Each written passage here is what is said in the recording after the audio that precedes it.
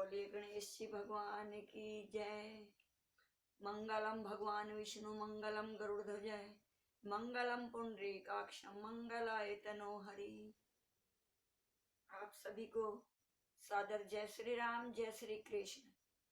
आज हम माघ मास महात्म्य का 22वां अध्याय सुनेंगे। 21वें अध्याय में आपने सुना कि एक देवद्युति नाम का ब्राह्मण, जिसने बैसाख मास की एकादशी को भगवान हरि की पूजा की, स्तुति तथा विनती की, जिससे प्रसन्न होकर भगवान गरुड़ पर चढ़कर उसके सामने आए, उसको दर्शन दिया और कहने लगे कि हे देवद्युति, तुमने जो मेरी स्तुति करी है, इस स्तुति से, इस स्तोत्र से जो मेरी पूजा करेगा उसकी मुझ में अचल भक्ति होगी और उसकी ज्ञान में परम निष्ठा होगी। अब आगे 22वां अध्याय सुनिए। बोलिए विष्णु भगवान की जय। इतना कहकर भगवान तो अंतर ध्यान हो गए और देवद्युति भगवान के ध्यान में लीन हो गए। तब देवनिधि कहने लगा कि हे महर्षि, जैसे गंगा जी में स्नान करने से मनुष्य पवित्र हो जाता है, वैसे ही भगवान की इस कथा को सुनकर मैं पवित्र हो गया। कृपया करके उस स्तोत्र को कहिए जिससे उस ब्राह्मण ने भगवान को प्रसन्न किया था। लोमस जी कहते हैं कि उस स्तोत्र को पहले गरुड़ जी ने पढ़ा, उनसे मैंने सुना। हे विप्र, यह स्तोत्र अध्यात्म विद्या का सार, पापों के नाश करने वाला है। तो अब आप इस स्तोत्र सुनिए कि उसने किस प्रकार से विनती करी प्रभु की। उसने कहा कि हे वासुदेव, हे सर्वव्यापी चक्रधारी, सज्जनों के प्रिय, जगत के स्वामी श्री कृष्ण को नमस्कार है। जब स्तुति करने वाला जिसकी स्तुति की जाए तथा सभी जगत तो विष्णुमय है, फिर किसकी स्तुति की जाए। जिस भगवान के श्वास वेद है, फिर कौन सी स्तुति है जो उनकी प्रसन्नता के लिए की जा सकती है। जिसको वेद नहीं जान सकते, न वाणी मन जान सकता है, उसकी स्तुति में अज्ञानी क्या कर सकता है। सारा चर अचर संसार जिसकी माया से चक्र की तरह घूम रहा है, इसी से हे प्रभु आप चक्रपाणी कहलाते हो। ब्रह्मा विष्णु आप ही हो। सारे संसार को उत्पन्न करने वाले ब्रह्मा को भी आप उत्पन्न करने वाले हो।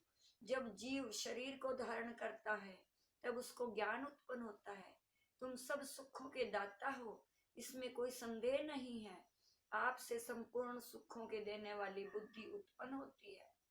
आप ही 5 कर्मेंद्रियों, 5 महाभूत तथा मन के विविध भाव हो। ब्रह्मा विष्णु रुद्र की कल्पना से आप संसार की कल्पना इसी प्रकार करते हो जैसे पिता पुत्री की।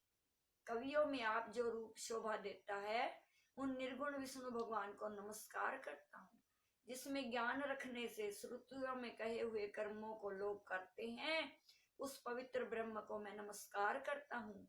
मैं उस सत्य चित रूप हरि को, जिसको योगी लोग सब प्राणियों में आत्म रूप से देखते हैं, उपासना करते हैं और जिसको अद्वैत कहते हुए गाते हैं और यज्ञ करते हैं, उस माधव भगवान को मैं नमस्कार करता हूँ। मनुष्यों को माया तथा मोह रूपी वायु से सदा भभकने वाली ज्वाला आपके चरण कमल की छाया में पहुंचने से नहीं जलाती। जिसके स्मरण मात्र से मोह अज्ञान रोग दुख दूर हो जाते हैं, उस अनंत रूप को मैं नमस्कार करता हूँ। जिसके मिल जाने पर और किसी दूसरे की इच्छा नहीं रहती, जिसको जानकर अद्वैती आत्मा को समान देखते हैं। यदि विष्णु शब्द का अर्थ और उसके विषय का ज्ञान एक ही होता तो इस सत्य से हे माधव, इस संसार की माया में फंसकर तेरे ही ध्यान में रत रहता। यदि वेदांत दर्शन में भगवान सारे संसार में व्याप्त है, तो इसी सत्य से भगवान में मेरी निर्विघ्न भक्ति हो। जो बीज नहीं है तो भी बिना बीज के स्वयं विद्यमान है, सो वह विष्णु भगवान रूप रंग से हमारे बीज के टुकड़े टुकड़े को, जो सृष्टि स्थिति तथा लय के लिए ब्रह्मा विष्णु और महेश 3 रूप धारण करते हैं और कार्य में सत्य रज और तम इन तीनों गुणों में विद्यमान है, वह भगवान मुझ पर दया करे। जो देवताओं की प्रार्थना पर अवतार धारण करते हैं, वह भगवान मुझ पर प्रसन्न हो। जो प्राणियों के हृदय रूपी मंदिर में निर्मल देव वास करते हैं, वह भगवान मुझ पर प्रसन्न हो। जो अविद्या पूर्ण संसार का त्याग करता है, जगन्मय आप हो।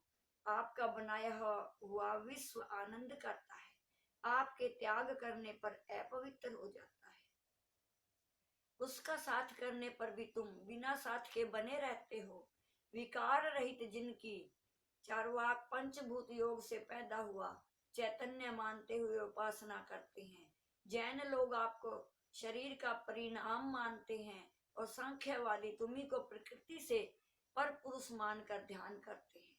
जन्म इत्यादि से रहित चैतन्य रूप सदा आनंद स्वरूप उपनिषद जिसकी महिमा गाते हैं।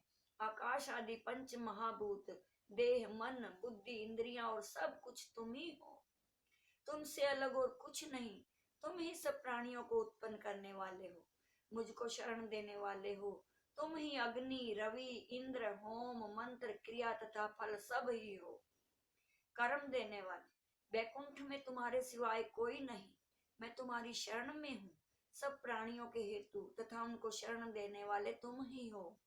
जैसे युवा पुरुष की युवती में और युवती की युवा में प्रीति होती है, वैसी ही मेरी प्रीति तुम में हो। जो पापी भी आपको प्रणाम करता है, उसको यमदूत ऐसे नहीं देखते जैसे उल्लू सूर्य को। प्रत्येक पाप मनुष्य को उस समय तक ही दुख देते हैं जब तक वह आपके चरण कमलों का सहारा नहीं लेता। जिसको गुण, जाति तथा धर्म स्पर्श नहीं कर सकते तथा गतियां भी स्पर्श नहीं करती, जो इंद्रियों के वशीभूत नहीं है, जिनका बड़े बड़े मुनि लोग साक्षात नहीं कर सकते, उन भगवान को मैं नमस्कार करता हूँ।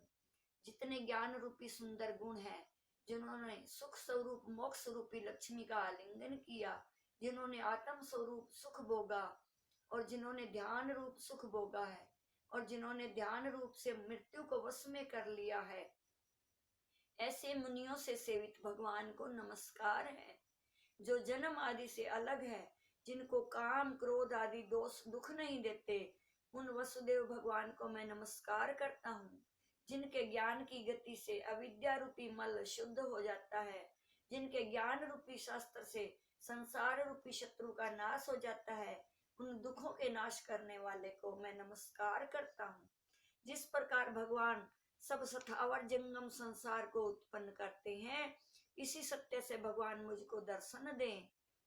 इस प्रकार उसकी सच्ची भक्ति देखकर भगवान ने प्रसन्न होकर उस ब्राह्मण को दर्शन दिए और उस ब्राह्मण की स्तुति से प्रसन्न होकर तथा उसको वरदान देकर भगवान अंतर ध्यान हो गए और वह ब्राह्मण कृतकृत्य होकर भगवान में लीन हो गया और शिष्यों के साथ स्तोत्र पढ़ता हुआ तपोवन में रहने लगा। जो कोई इस स्तोत्र को पढ़ता अथवा सुनता है, उसकी बुद्धि पाप में नहीं लगती और न ही बुरा फल देखता है। इसके कीर्तन से मनुष्यों की बुद्धि, मन तथा इंद्रियां स्वस्थ होती है।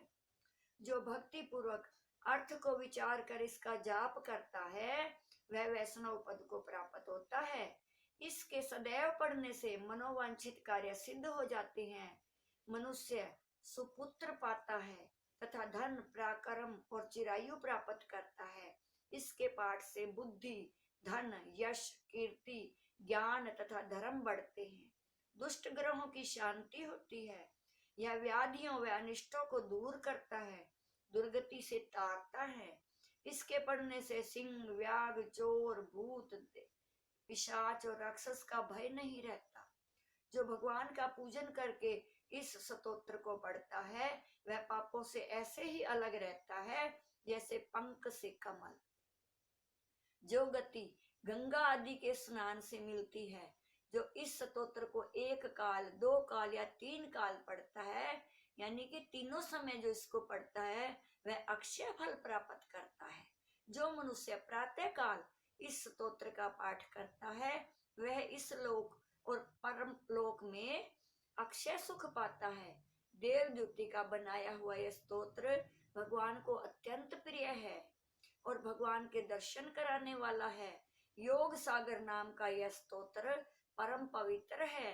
जो कोई भक्ति पूर्वक इसको पढ़ता है वह विष्णु लोक को जाता है। बोलिए विष्णु भगवान की जय। ये बड़ा ही पुण्यदायी माघ माहात्म्य का 22वां अध्याय, पुण्यदायी अध्याय आपने सुना। बोलिए विष्णु भगवान की जय। मेरे चैनल को सब्सक्राइब करें, मेरे वीडियो को लाइक शेयर करें। जय श्री राम, जय श्री कृष्ण।